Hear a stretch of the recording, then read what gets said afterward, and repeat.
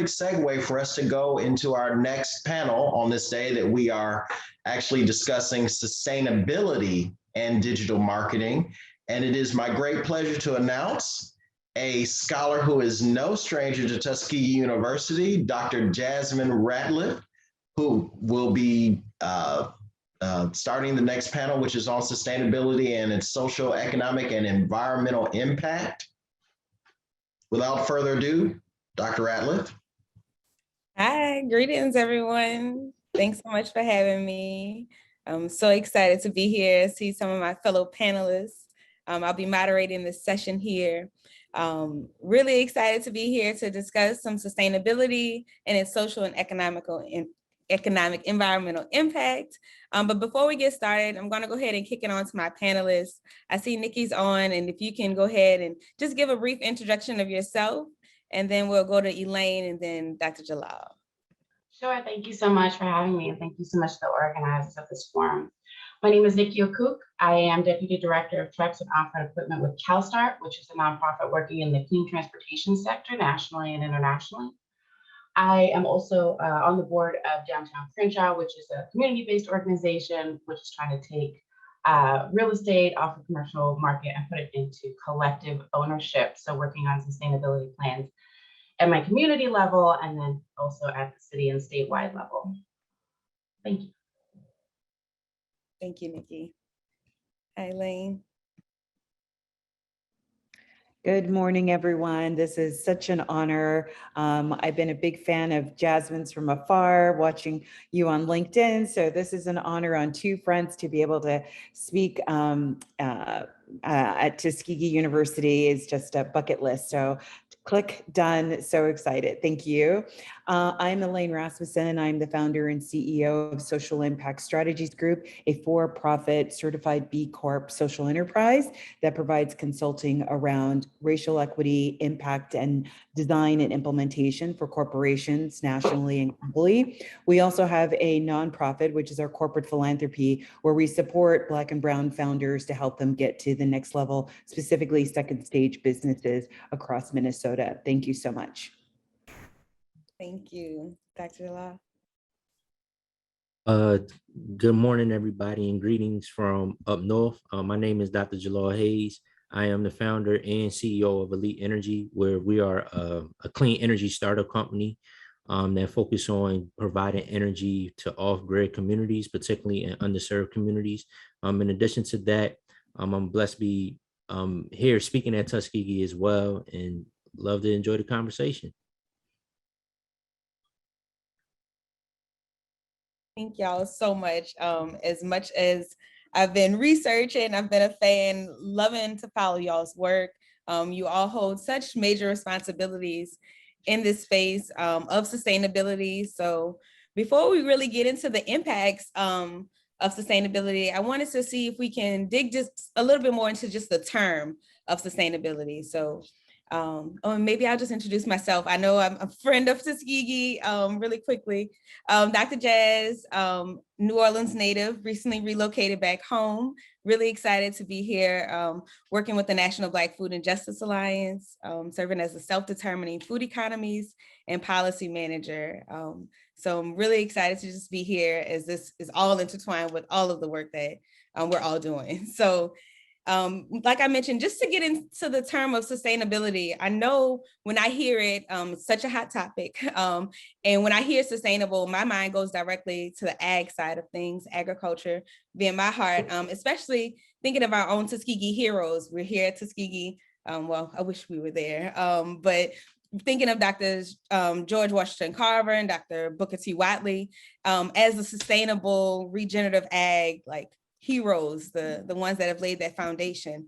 But lately, there have just been so many more terms to describe these progressive iterations of food, economic and social systems, like such as sustainable and resilient. And now another hot word is regenerative. But if you all don't mind, just tell me more about which of these terms like align with your vision of sustainability, and how are you practicing some of these terms as well? And I'll go back to you, Niki. I'd like to keep swinging it, if that's okay. Sure. Yeah, I mean, I think you're right that sometimes there is some confusion about the term itself. When I maybe started in this work, I was an environmentalist, but that is not necessarily the same thing, interestingly. So one of the things that help me understand it was a professor who drew a series of circles, and the current worldview being that, you know, there's society, and then within our society we have an economy, and within that economy there are pieces which are things like people or the planet, whereas in reality it is the inverse of that, right? There is the environment, there's the planet that we live in, and our society and our economy have to function within those things. And so I think that's always a good reset for how we perceive whether or not we are talking about just saving the environment for the sake of the environment, or whether or not it's really a holistic view of sustainability for our communities and our planet. Yes, definitely. Thinking as with sustainability on the community aspect. Elaine, would you like to share which of these terms you identify with and maybe how you sometimes practice sustainability? Yes. So this is such a big question. And I think this conversation shifts depending on what sector you're talking about, right? So if we're talking about ag, there's a whole continuum around this, but coming from my universe, which is largely grounded in finance, you know, the word that I like to use is actually restorative. And because I think that it's not necessarily regenerative, sustainability, or restorative, but that this is in a circle, right? And we have created so much damage. And going off of Jeremy's previous presentation, there's been so much harm done. Before we can even think about regenerating, we need to restore not only our land, our humanhood, and that is really grounded in all of our indigenous lifeways. So if you go back to Africa, you go and talk with indigenous people, no matter where they are, there's a deep rooted connection to the land. And I think through this economy of oppression that we've been under for the several hundred years, we have even gotten detached from that. We don't farm anymore. We don't think of ourselves as an extension of the land that we are on, even though we've been displaced. I think the other term that really resonates for me, being part Native American, I'm a descendant of Hopi and Cherokee nations, is this notion of self-determination, and which also it piggybacks on the comments that Jeremy made of you should not be able to predict your life story based on the zip code you live in, right? And that you have self-determination and agency and being able to live how you want to live where you want to live. That doesn't mean that everybody wants a McMansion, but that true wealth, and this was a self-revelation that I had achieved several decades ago, of like, wealth wasn't so much about accumulation of a whole bunch of money, but that I could take care of myself. And that a flat tire would not be my demise, that going to the emergency room would not be my demise. And once that click happened, I think that was really what started me on a pathway of reimagineering not only how I interacted with this thing called capitalism, but even how I thought about what is my place in it and what is my activism and relationship to that. Thank you, Elaine. I feel like I'm taking so many notes, especially I drew out the circle. Thank you for that, Niki. And then when you mentioned restorative, definitely thinking how this is full circle, where we definitely need to repair and restore some of the harm that's been done before we can even regenerate moving forward. But Dr. Jalaal, would you please share what you feel about the sustainability term, or offer other terms up and maybe share about how you practice some of these terms in your life? Absolutely. So I'm a take from what Elaine has mentioned in regards to, yes, we need to focus on restoring things before we get into the regenerative process. I believe, especially when we're talking about land, agriculture, and using our resources that we're talking about on my sector, renewable energy, or just renewables in general, that we have to first focus on what can we restore before we start actually trying to regenerate or create this whole concept of having needs for the environment and for people and things of that nature. And what do I mean by that? So if you look at it economically, in regards to the gap for people and also for indigenous people and other people of color that are out there, we have to focus on how can we restore to make sure everything is equitable. And the best way we do that is through just making sure everything is restored in terms of at a baseline in a sense, and then make sure, and then from there we could regenerate and create something that is more sustainable. On my sector in regards to clean energy, the main challenge that I see is that people switch over to just saying, okay, we in clean energy or just clean tech in general and say, let's just start building things. But we haven't actually looked at the landscape on which we are building, right? So before we do anything in regards to innovation, we have to look at what is the problem we're solving and then restore it to the where we can start then building things that are going to solve problems and then be regenerative over time. So that's how I look at sustainability. We have to, again, from Elaine, we got to restore first before we get into regenerative. And then from there, we'll be able to solve the problem that are out there. No, this is perfect, especially moving into what I was thinking about. The next question I want to talk about the problem. I mean, recently, the Economic Research Service, ERS, with the USDA, put out a publication, and it specifically stated, I'll just drop it in the chat if you haven't had a chance to look at it, that Black people, Black communities are the most food insecure, period. Like, it's not a question, it's not a debate, it is what it is. So I feel that as so many of us have been in this corporate world and with corporate finances, that there's a corporate responsibility to the social world to restore, to repair some of that. So I do feel that there's a purpose in giving back to the community and taking part in these philanthropic causes and just providing some positive social value. But in particularly, I just feel, I guess, called to just mention the recent uprisings with the police brutality and how businesses like turn to say that they would make a difference. You know, that whole statement that they put out with to be sure that they have a positive brand around their company. Are we talking more about how they're showing up with those statements that they've claimed or pledged or percentages? And also, I'm just a really big critique with corporate dollars just being sure that they are going back into the community, since it is the community that's lifting them up and supporting them. But I know that sometimes corporate responsibility seems as a like negative, like there's loss of jobs or like business can fail if you're just putting all your money into the community. So from y'all's perspective, and I'll start again with you, Niki, how do you engage in this business with a genuine responsibility, but still being competitive in your industry? Thanks. This conversation gives me like literal heartache, but it's such a good one. So I want to give both a positive example and then maybe a one that has room for improvement. So as I mentioned, I work on this downtown Crenshaw project where we have been very busy raising philanthropic dollars to help us rebuild affordable housing in sustainable ways in the South Central community. Now, when we hit the bricks and started to do those philanthropic fundraising, something quite miraculous happened, and we were doing it in the wake of those uprisings, right? So we have to remember that all of our wins tend to be paved in the blood of our ancestors. So philanthropists came forward and started making very large contributions to our work and calling it exactly that, like restorative and reparative.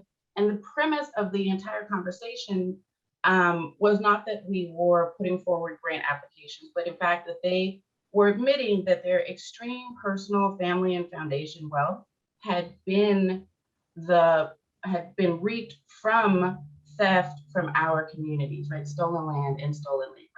And that they were in fact taking it upon themselves within this generation to embarrassingly return some of it. So for me, that was just an incredible sort of last year in conversation and finding people who were seeing through to the truth of all of the wealth in this country and how it is generated and who it is due to. Now, inversely, I mentioned that in my day job, I work for CalSTART, we manage about $500 million worth of incentives for the state of California on an annual basis. And these are funds that are intended to accelerate the zero emission truck, bus, and off-road equipment industry. And so I have the great privilege of, working these funds into our communities to get cleaner trucks on the road, to reduce pollution, to improve the lives and health of, my friends, family, and neighbors. And while I think that that is important work, I also have to remember that those funds that the state uses for these programs are raised through cap and trade. And cap and trade means that polluters are allowed to pollute here in California, and they are allowed to pay for the privilege to do so. So then we have to also recall, right? We have to put a critical lens on this and say, well, in fact, the refineries were allowed to pollute. That pollution happens in my communities, Black and Brown communities that live at fence line and front line. So it is, again, with our very death that we are able to pay and finance for the state of California to have incredible resources in order to accelerate the zero emission transportation sector. And so I think that that touches upon some of the tensions and dichotomies that Jeremy was bringing up, that you were just mentioning, right? That in the wealthiest nation in the world, we can find ourselves still generating that wealth, like through our very health and life and bodies. Yeah, I can imagine being pulled and feeling that in both worlds. And those are some large budgets and some large responsibilities.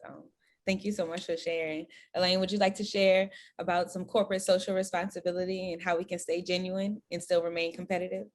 Sure. First of all of those comments about social responsibility leads to all these negative outcomes is BS. It's just not true, right? And the way that we know that is that especially companies that are certified B corporations or public benefit corporations are outpacing as far as revenue growth or some of their contemporaries who are not mission focused or mission first or social impact aligned. So I think we just need to, that for me is a non-starter because it's just not true, right?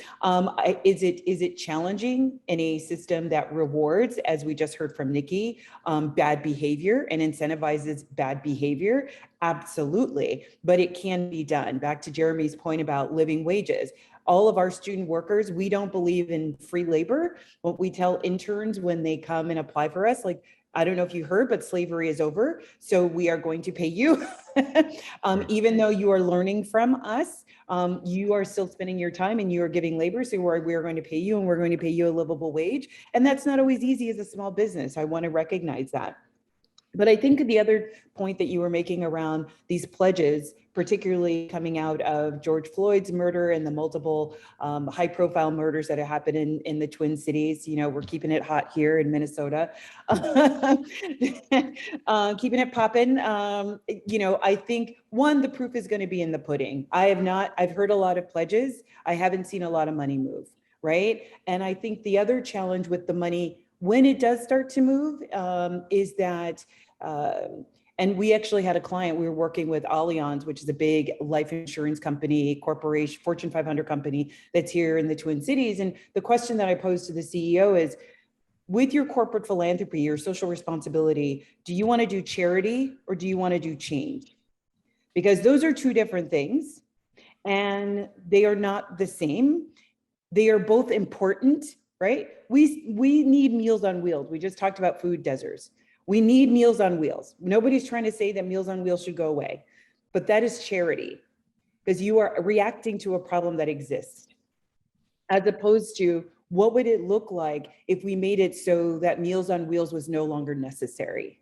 And that is changing the system, which is a completely different tactic, right? They're both important, but you cannot do both. So either you're going to stay in your lane and do charity, the lunch boxes, the stuffing of the backpacks and things like that, or those are great photo ops, right? You get to stand in front of all the brown faces and be like, look what we did for a company that is 88% or 82% white. Or you can be like, we are going to play the long game, and this is going to be a 10, 20, 30-year investment that we are going to consistently invest in, of like, let's get children into finance. How do we get young Black and brown folks into finance? How do we get young Black and brown folks into energy, into these sectors where they can start making $80, $90, $100,000 right out? Sometimes you don't even need a college education to do some of these jobs, right? Computer programming, they're offering 80, 90 grand. You just need a certificate. You don't need to go to college. College isn't for everybody. But we sold everybody a myth for the last 40 years that everybody should go to college, and that's not true. And then finally, what I like to tell corporations around not only their social responsibility, but all of their work as a system is two things. One, the proof is going to be in the pudding, and I need you to stay in your lane. If you are Loves or Huggies diapers, what you know is moms and babies. I don't need you helping entrepreneurs. I don't need you working in the energy space. You know moms and babies, so leverage your social, political, and financial capital to improve the lives of Black and brown mothers and babies. That's what I need you to do, right? And then also, where is your accountability? Where are you going back and seeing, did we do what we said we were going to do? Because I think that's the other, once they take the photo op, they think they've checked the box and they're done. And it's like, no, this 360 of what did we do? How did we do it? How can we move? How can we double down or advance or exponentially grow what we've done? So those are just things that I think about when we talk about corporate responsibility and reimagineering how corporate responsibility can actually show up and reflect the community, even though they are also on a learning journey. Absolutely. Thank you so much, Elaine. Reimagineering. I'm going to continue to keep that one in my vocabulary. And when you mentioned accountability, bringing in Niki's comment about how Black people have basically built the wealth of this country, period. And thinking about Chase and the big banks that went against all the debt relief for Black farmers, but how they have perpetuated these systems. So Dr. Jalaal, I would love for you to come on and add another layer onto this convo, just more about the corporate responsibility, for sure. Yeah, absolutely. So Elaine touched on all the majority of the points I was going to discuss, but so I want to just summarize it up in a sense of, I wrote down massive action. You need to take massive active action and investments in the communities to create the change. And that comes from what the concept of Elaine was talking about, is reimagineering how you do your corporate responsibilities. So for example, and this is the reason why I started my particular startup, because I really wanted to see if we really going to make that change. A recent article by Last Year state that only 7.7% of Black Americans and Indigenous people are in energy, right? And I'm talking about also sales and also product development, the side that I'm on. And that needs to change if we're talking about creating a more equitable future. So we're talking about creating a more equitable future and tied to social, cultural, and corporate responsibility. The main thing is, like what you just heard, you need to change how you invest in particular communities that you want to help. Are we going to talk about, like she said, are we going to talk about charity, or are we going to talk about real change? And the real change talk about putting your money where your mouth is. And putting your money where your mouth is are you going to put the investment in the minds of Black and brown and other Indigenous people there and take them to a whole nother level so they can be self-sufficient and self-sustained, so they can help their particular communities to become sustainable as well. And that's how you give a corporate responsibility. It's not in regards to the charity piece. Like she said, we don't need check marks. We need checks in regards to people that needs that can help them into their environment so they can change it for themselves. And that's how you move forward, and not only just help people in regards to their particular economy, their personal economy, but they can make an influence and an impact into their respective communities and help their economies. So that's why I just want to add. Perfect. Mic drop. Okay. We need the checks. Okay. We're not checking boxes. So when y'all mentioned this charity versus change, I keep thinking, yes, we got this influx of dollars this year, but we need some long-term commitments, y'all. I'm here for the massive active investments. Like right now, this money is needed now, and it's going to be needed for a while. It's not going to be a 1 year, 2 year fix. We need 5 and 10 year commitments from these corporations who have profited from us. So I know that that's one of the changes I would love to see, but thinking about where you are in your traditional industry, whether it's transportation or energy, but I was just thinking about this shift in the sustainable mindset. Have you felt that it's been happening in your industry in these last 5 years? But also, where would you hope that this shift goes in the next 5 years of a sustainable mindset change? And I'll start again with Niki. So I'll answer that question, but also I would like to pick up the thread that I think I've heard also from Elaine and Dr. Hayes about who are the people working in sustainability. And, I will say that in my 8 to 10 hours of Zoom calls every day, I am most likely the only Black woman in almost all of my calls, right? And I intersect a lot with clean energy, like Dr. Hayes, wish to see more on future calls with me, but also, all of the major manufacturers of trucks and buses throughout the country, all of the major utilities, lots of policymakers, and I find that I am almost always the only Black woman in that room. Now, aside from being a lonely place, there's something rather important there, which is that we just saw that the Biden administration has dedicated something to the tune of $500 billion to this effort. And as I mentioned, just here in the state of California, just my small agency is managing, like little over $500 million. So there are incredible resources being channeled toward this effort to, save the world. But very often, when we prioritize those investments, at least for my work, we flag things like, oh, it must be in a disadvantaged community, right? They want the clean trucks to be in the communities that have the dirtiest air, which is true and valid and should happen.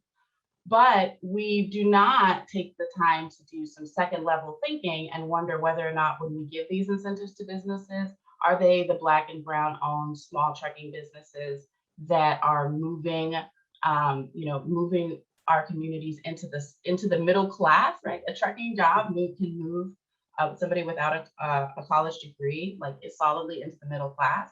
A lot of these, I think that without intentionality, a lot of these policies and a lot of this funding that we're using will do exactly what we saw the PPP loans do, right?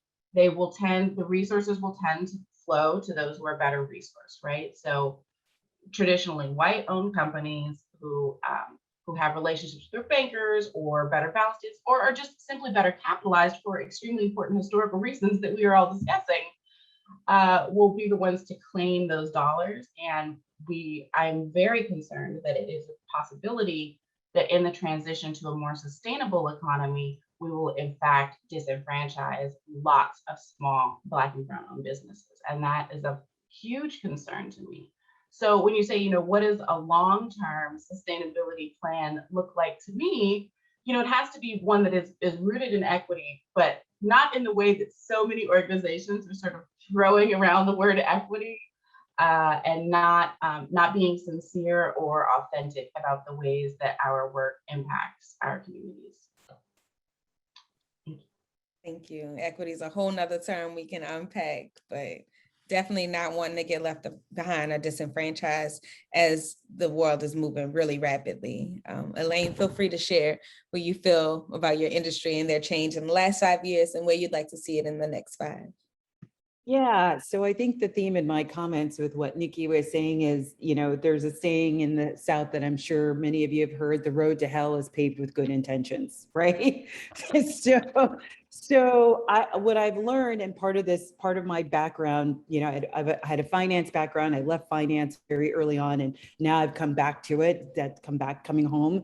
But I spent a lot of years in marketing and communications. So in marketing communications, it's not always necessarily about telling how a thing is, but how you want to get the behavior that you're looking for, whether it's buying an item or responding to a call to action. So when I think about my work, and like Niki, I'm often the only woman. I am often the only woman of color when I'm in a room of finance, or, whether it be investment advisors, whether it be, a investment committee of a philanthropic organization or a corporation. And so with that, I think that there has been shifting and changing, but once again, I think it's been grounded in a checkbox versus a check, going back to Dr. Hayes's point and what Niki was saying. But what I've been doing over the last several years is, especially being somebody in the second half of my life, I am playing no games, like zero. I am playing. So when I go into these rooms, clearly the moral case has not worked. No one gives a crap about the moral case. They just don't. Otherwise, things would have been different a long time ago. So for me, it's really about, this is what you care about is money. This is I will make the business case. And the business case is, there are more people like me than there are people like you. And from a marketing and a communications and a business development perspective, you need to know how to talk to people like me. And because if you don't, you are not going to be in business. Full stop, right? So do you care about that? And so making the connection, and the same thing with social impact and environmental impact, right? I'm no longer making the moral case that we got to save the planet so that we all have water, right? Because no one cares. As Niki just talked about, not only do you get incentives for pollution, but stealing of water. There was a story, the movie Chinatown was built on the whole thing of stolen water so that people couldn't get water, right? That the water is only for the corporations. So I think that for me, I've just squarely positioned myself in how I do my work around, listen, demographics are changing. That's a fact. And if you want to be in business, and there's going to be a transference of wealth, there's going to be an estimated 3 to 7 trillion transfer of wealth to women and millennials. That's going to happen in the next 5 to 7 years. These are people who care about social justice. These are people who care about environmental justice. So if you want to maintain these people as clients and don't have them leave and take their money someplace else, you need to understand what this conversation is about. I don't need you to believe in it. I don't need you to care about it. But if you want to stay in business, you're going to need to understand how to do this work. Yes, I would love to be a fly on the wall with the funders in the room. So you're not one of the only. You as well, Niki, y'all are firehouses, and for sure sticking to the facts. Like, this is not about feelings, this is about facts. So Dr. Hayes, I want to pass it to you. Just let me know what you've seen in the last 5 years and what you'd like to see in the next 5 with sustainability. Sure. So in regards to sustainability for my sector, I see a trickle in regards to people coming in, especially they created this new, I saw with the Biden administration, they created this new lane of, I guess, energy justice. And one of my fellow colleagues, he's one of the, I guess, directors in that. But I've seen it trickle in regards to diversification, but I personally, in my opinion, I believe that there still needs to be more, and particularly more, not just Black men, but specifically Black women. As we already see in the statistics, that Black women and also other indigenous people is becoming more diversified. And you have to speak to those demographics because, again, representation matters. And but particularly my age group, as she said, the millennials and also Gen Z, we have more of a outlook of, we're not taking that. If you don't represent us or you're not kicking it with us, then we're not doing business with you regardless of money. In this, as she said, it's coming more of an economic stance rather than just a moral justice, especially as we become more evolved. So I hope in the next 5 to 10 years that it will become more, the demographics become more diverse and show that in regards to these spaces, particularly in energy and electrification, that there's more BIPOC people in these particular areas. And I hope there's more BIPOC people in these particular areas, because let's face it, as both panelists said, it's becoming more diversified. It's inevitable. And you're going to see it in the probably next 5-10 years, even sooner. That is, the world has become more diversified. It's not majority white no more, or white ran things. And especially my generation, people just stepping up saying, hey, I'm gonna just take the exec route and we're gonna just run it ourselves. Now, if you want to participate and partner, then cool, let's get the money or let's do this economics together. But if not, we just going to take your business and we going to make you irrelevant. So that's the only way that's happening. And that goes back to Elaine's point, that wealth transfer, where you have companies, startups, and everybody is coming into these spaces, and they're coming in and saying, listen, we're going to not for the sake of a word, take over and going to try to dominate the space that you've been to people and demographics that you've been neglecting for so many years. So you're either going to adapt or you're going to get left behind. And that's going to be shown through the wealth transfer. And I know that being a millennial myself, that's the mentality that we're taking on, because we're getting tired. 400 years of the same stuff as of 2019, we know. And you saw what happened in 2020 with George Floyd. Now it's time for that transfer, and it's going to happen at a rapid rate. So that's, I think, in the next 10 to 15 years, going to be more diversified, whether it's going to be forced or people going to comply and adapt. Absolutely. I'm definitely feeling the wave of the diversification, the transfer of wealth, also just the transition of people aging out. So it's just a lot going on, and also just hiring more of ourselves. So I finally got this chat screen. I only had the Q&A screen. I am so sorry, Niki, for not allowing you to come up after Dr. Hayes. Always feel free to interrupt me. I could talk, and I know that we all are here on this platform, but yeah, I'm just really thankful for just how we're thinking about meeting people where they are and then pulling the industry along with where they need to be. So some recent things that I've been dealing with, climate change. It's been blatantly apparent, especially with the most recent devastation to the Gulf Coast with Hurricane Ida, all the unprecedented flooding that even carried all the way to the East Coast, the constant fires that are happening in the West, and not to mention that pipeline that burst in the Gulf of Mexico. You know, that was whole body of water on fire there. But although these incidents have been called natural disasters or linked to climate change, I do know, and we've all shared, that these are human and man-made disasters and catastrophes. So I was just thinking about the environmental impact of sustainability. And as this climate change continues to make itself apparent, what do you see as this acceptance on your business or industry? Are they accepting climate change, and are they moving forward to make some type of difference? I know, Niki, I'll just pass it to you, as people are paying to pollute, but are they still allowing those credits to, keep happening? Are they increasing, moving the goalposts? That's what I like to say.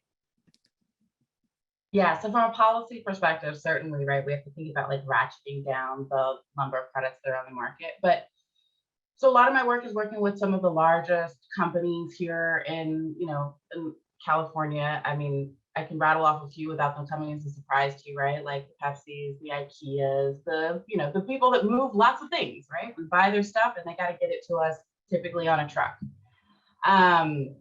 Those companies, a lot of them have set for themselves aggressive sustainability goals, which I can appreciate. But I will say, though, that very, very often they will find like themselves unable to necessarily, this is a very specific example, but if you wanted to put in 15, large electric heavy duty trucks at one facility, you got to talk to your utility about getting that grid upgrade done. And so very often they'll take something like that and they'll say, oh, can't do it now because, it's somebody else's fault. Now it's out of my, and they try. There's hardworking professionals there, but so often the sustainability officers at these larger corporations are kind of a side thought, right? They're not core to their business. Their business is chips or furniture or beverages. And the sustainability officer is somebody who's always going through like these internal bureaucratic struggles to try to get them on track to meet these goals. So yeah, I mean, I think that we have succeeded in creating some needs, some drive for that, but again, having to refocus that like the environment does not fit within your business model. Your business model has to fit within the constrained resources of our current environment. And so trying to like shift that for the large corporate decision makers is a challenge. But what has been the best at doing it, and I'll say this again and again, are advocates. It's not the scientists or necessarily always the sustainability officers of these corporations. It is the community members that are blocking their driveway with picket signs. They're saying, we don't want your dirty trucks across the street from my school. I mean, one of the major rail yard hubs here in Los Angeles, the schools across the street has a 70% asthma rate. And it's the parents and the students from those schools who, working with their elected representatives and then also just taking direct action at sites, with constant advocacy, have gotten what was sort of like a well-intentioned but not fully backed sustainability plan to really like get the steam rolling and get to executing. So those are just a few of the things that I've seen in that work.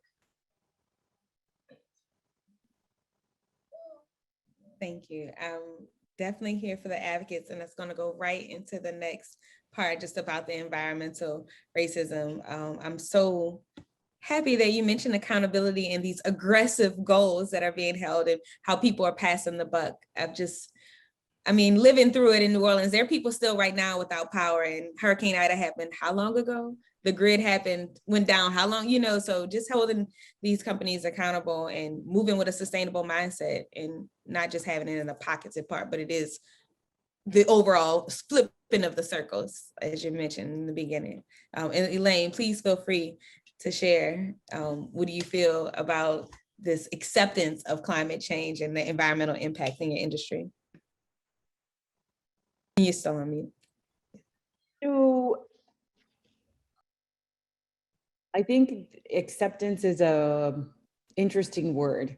I think largely people have accepted it as an opportunity, as like organic, right? It's like, let's call this organic because we know upper class, more affluent folks will buy it, right? So it's acceptance to be able to be like, yeah, like, aren't we great and awesome? And yeah, we're doing our thing. But then meanwhile, if you've met any corporate responsibility person, that person, as Niki said, is living on an island. They're pulling their hair out constantly every day. It's a dotted line that lives somewhere out here on the organizational chart. They're given very little resources. They're given even less power to be actually even do anything or hold anybody accountable. So until that shifts, a lot of the talk is just that. It's just talk. I think the other thing but one thing to the positive that I think is shifting is that when you look at a corporation and you look at their levels of risk, right? So there's financial risk, there's perception risk, which up until recently has been very intangible, right? No one could equate a dollar amount to perception risk, right? It's like, oh, well, we don't want people protesting in front of our building. Oh, we don't want to like show up on the front of the Star Tribune or Los Angeles Times. But it's getting a little more deeper where there is actually being a dollar that's being assigned to the perception risk of our company, to the point that Jeremy made about the photo of folks, of the gentlemen who were busting up the self-checkout machine. It's like, that's a perception risk. And we've had lots of conversations with Target about this. But finally, what I would just say is that what lobbyists and these corporations have done a great job over the last 30, 40, 50 years is move the responsibility to the consumer. Right? The responsibility of environmental cleanup is on us to recycle.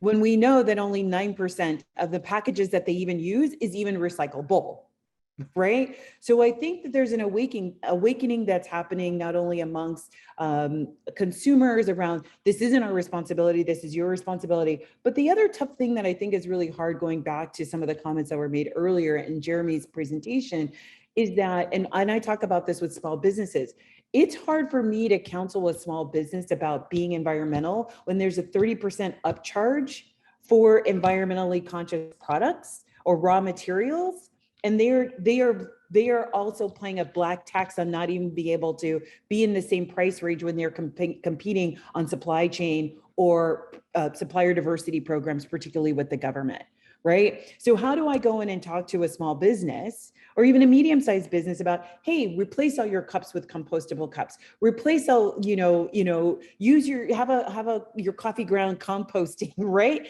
Or, source differently, when they're already being charged a black tax on everything that they do. So this is where I think some of the challenges come in of, this is why we need more young people, more Black and brown folks going into these sectors, going into energy, going into science, going into, because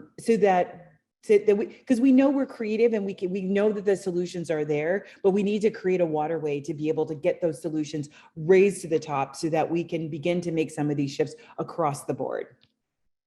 Yes, we need to build our own pipeline. Dr. Jalaal, feel free to jump on in. I think I think Elaine hit it on the head, because that's essentially what I totally agree. You just, to get the corporation to actually do something in regards to, like, again, I'm gonna go back to the wealth transfer. It's either they gonna have to do it or they just gonna be out of business, as you probably seen with COVID-19. I used to look at it from a moral compass when I was getting started into this work, but now I have to look at it as I stepped into this space of, I've been in the clean energy space for 10 years as a scientist, but now stepping on it as the business side, I'm looking at it as an economics, right? It's more of, is it going to affect the pocket?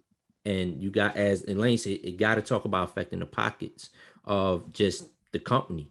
So in regards to just, I don't know. I just think in regards to the corporations, they either going to have to just adapt or they're going to get phased out, because I'm just a black and white guy. And looking at it from that perspective is, hey, listen, you got to switch over or you're going to lose, you're going to get out of business. And what we got to switch over, here's the solutions. Now, if you want to buy the solution or partner with the solution, then cool. But if not, you're just going to get phased out, and it's going to be phased out by more of the diverse and younger community. And because, again, we are looking at these problems on a day-to-day basis. And if we looking at these problems on a day-to-day basis because it's affecting our generation. So we charging to try to solve it and do as much as we can.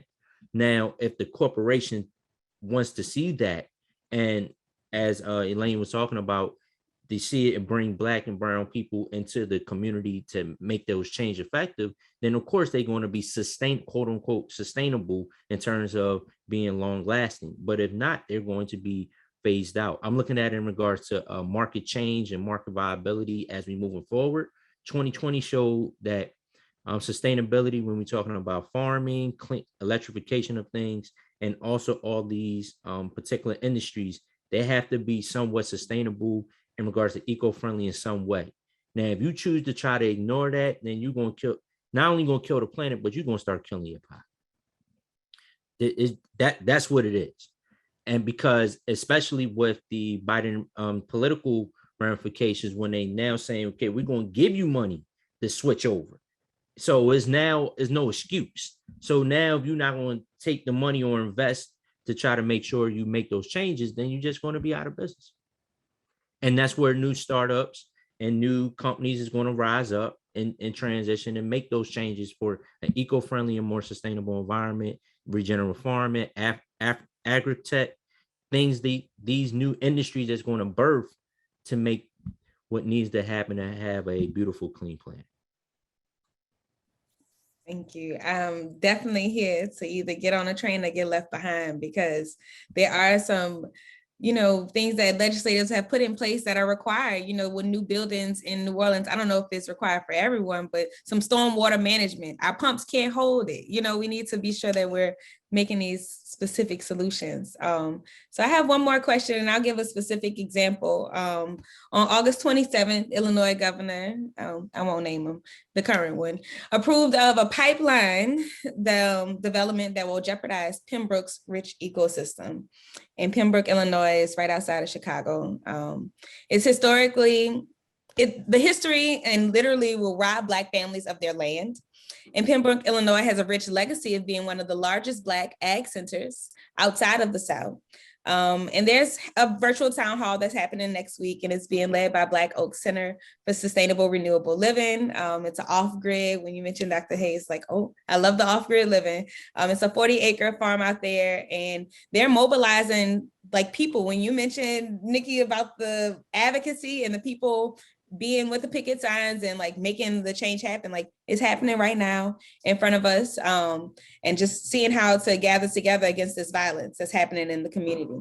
So I'm dropping in the chat that ERS report that I mentioned earlier. I realized I only sent it to panelists, but now that's also the Preserve Pembroke link if y'all want to find out more about the town hall, how you can support virtually, or just ways that this won't happen to your community in case it does come by.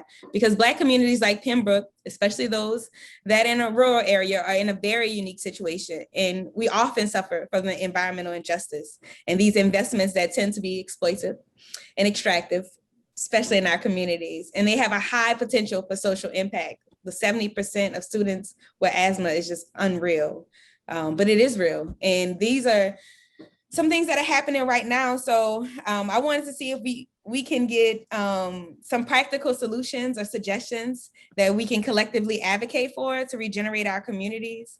I know y'all are in the philanthropic space as well. One of the questions were about just maybe some investment opportunities, ways that we can bring together some resources, and how small businesses can take advantage of the sustainable economy.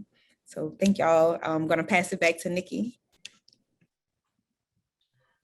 There's a lot of questions in that last one right at the end there. Yeah, I mean, I'll return to advocacy, and that's probably because I am an activist, right? Like arrested on the Standing Rock pipeline, and like arrested with BLM and chaining myself to bulldozers and stuff. So maybe because I have a hammer, everything looks like a nail.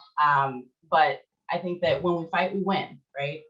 And that has definitely, been borne out in just these last few years, but in our entire history here. So continuing the advocacy is certainly one. And then you mentioned how to like Black business owners get, into this segment. And I appreciate so much what Dr. Hayes is saying. I also was a Black entrepreneur in sustainability for 10 years. We owned and operated a tire recycling business here in the ports of Long Beach and Los Angeles. I mean, big outsized impacts for sure, right? We had 20 plus, Black and brown employees. We had a huge warehouse, diverted more oil than was spilled in the Exxon Valdez oil spill by recycling tires and keeping them out of landfills and making new rubber products. I was super proud of that work. I got a lot of awards for that work, but going back to Elaine's point, I don't need an award. What I needed was a check. So getting these businesses properly capitalized is going to be key to this. And that's going to require advocacy and, a lot of policy changes, right?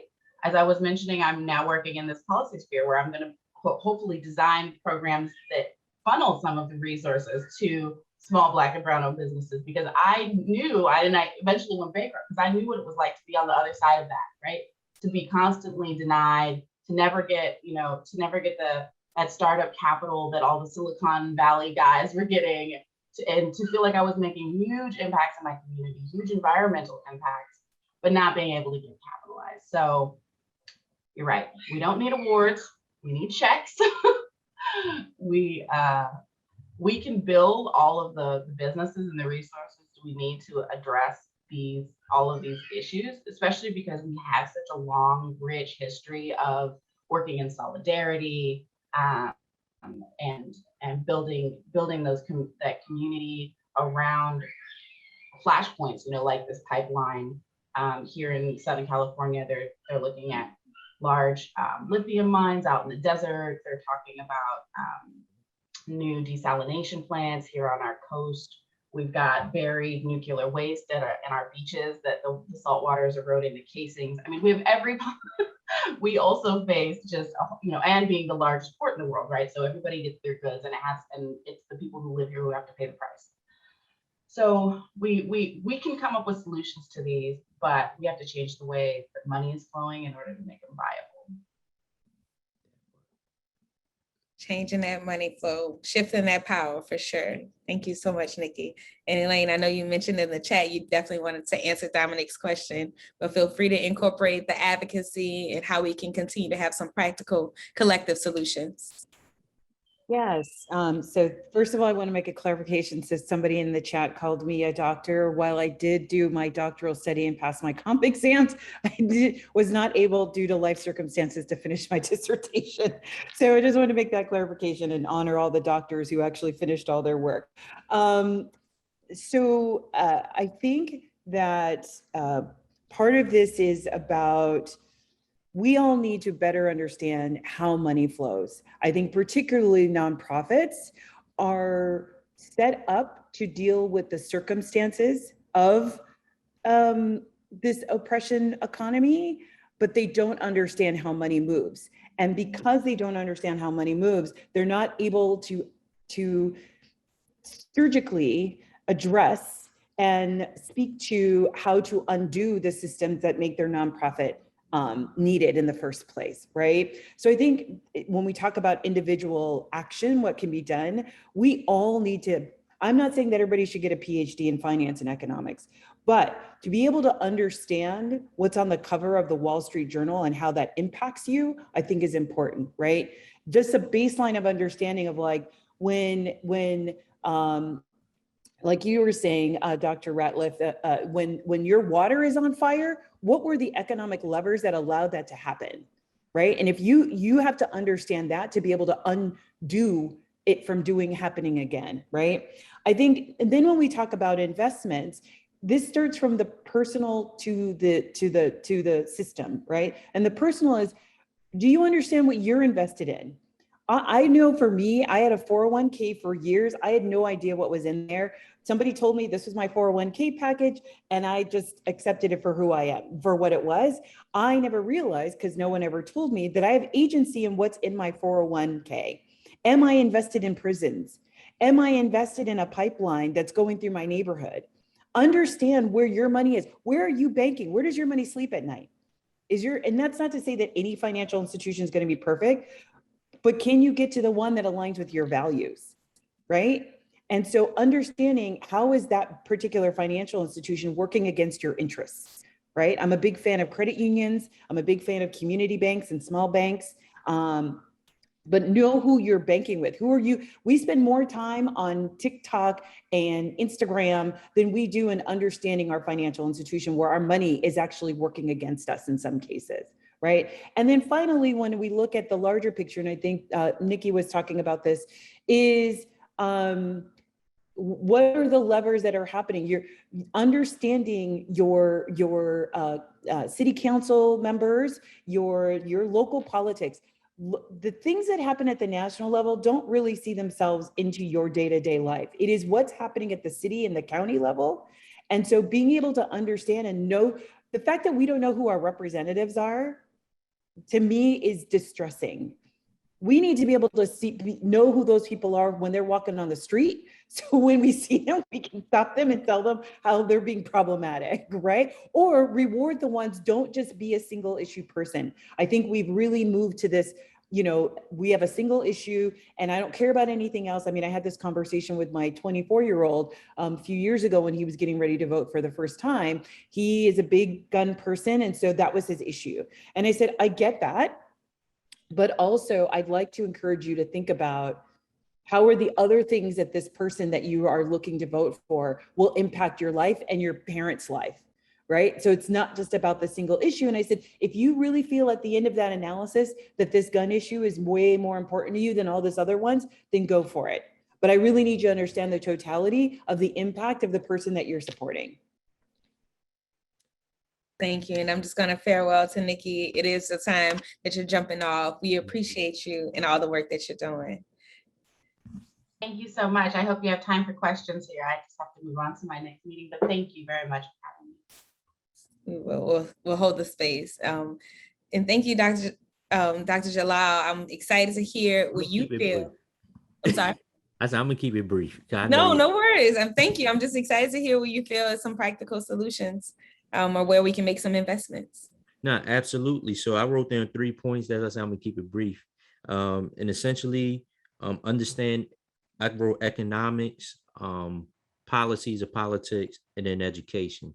In order to actually practically solution, you got to understand what is happening on a national level, and then also what's happening in your local level in terms of economics in regards to this concept of sustainability. So we know on a national level, the $500 billion, I think $1.3 trillion they put in terms of this work for clean energy jobs or just clean, sustainable work in general. But how's that influencing you on a local level? Need to stay in touch and understand what's happening in regards to that.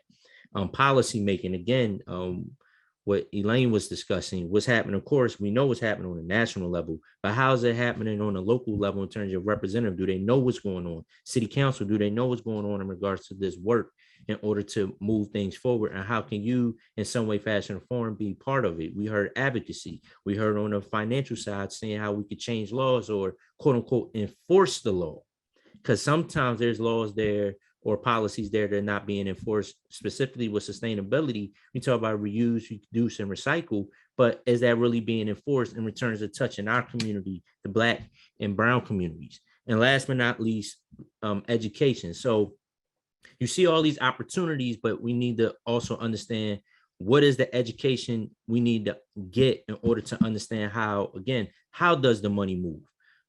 What's happening on the Wall Street, just the brief, and how does it affect me on a national and also a local level? So those are 3 points I want to just leave: economics, on a national, local, policies, specifically on a local, how is it affecting you every day? And last but not least, overall, we need to continue to just educate ourselves. And I just wanted to make another point about, because I think some of the question was about what are some investment strategies. So I think once again, that really depends on how much you have, right? So I would say if you are on the wealthier side, I think that there are great opportunities called program related investments. There are donor advised funds, and those donor advised funds is money that this charitable giving that you do in partnership with a community foundation, that where you can dictate where that money goes. So you can say, as a donor advised fund, you can dictate to the community foundation of like, I want this to go to support Black businesses, or I want this to go and support environmental justice or climate or whatever. I think when you look at investing, I think, being able to invest in community investment pools, whether you decide to create one in your own community, there's usually almost every community has some sort of investment, community investment pooled fund somewhere. You're just going to have to go and search for it and look for it so you can put money in there. But once again, if you are privileged to be able to have a wealth advisor, challenge your wealth advisor on what they're putting your money into. Ask them, ask questions. I think that we, as Black folks, we have been conditioned to accept what's been put in front of us, right? And that's for a survival mechanism. And now I think what this moment is teaching many of us, particularly the younger generation, is question everything. Question everything, and you have more agency than you think. That doesn't mean somebody's going to accept your terms, but you do have agency in more ways. And I think that we recognize that where we can have agency. I see it every day with our entrepreneurs. I said, just because a bank tells you that these are their terms doesn't mean you have to accept them. It's a negotiation, but no one tells you that it's a negotiation, right? You just think you have to accept them, and then you go out of business because they weren't favorable terms. Right. So going back to what Jeremy was talking about, this oppression economy, but really thinking about where locally, have your money move locally, where your money is moving nationally, whether it be in an investment account or whether it be, where you're giving your donations, even in churches. Hold your church accountable and say, hey, I want to know where you're investing the money that's going on. Is it going in the community, or is your church putting the money someplace else? So always ask questions. If you are putting out $1 somewhere, ask a question about who owns this, where you're shopping, who owns this? Do they live in this community, or are they living in another state and they don't have any sort of connection to the place where you live? So those are just some practical things that I would encourage folks to think about. Where can they play a role, even within their regular day-to-day lives, or in their organizations, asking questions about where is the money going in your own organizations? This was perfect. Thank y'all so much for this radical conversation, for the transparency, for the practical steps, and especially in advocacy and with our personal finances, putting our money where our values are.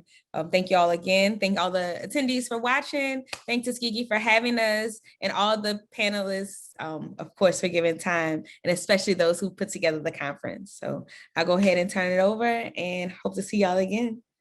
Peace.